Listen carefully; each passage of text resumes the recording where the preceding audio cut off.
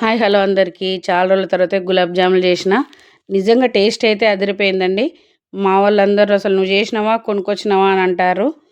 నేనైతే మొన్న డీమార్ట్కి వెళ్ళినప్పుడు ఎంటీఆర్ గులాబ్ జాములు ప్యాకెట్ తీసుకొచ్చిన.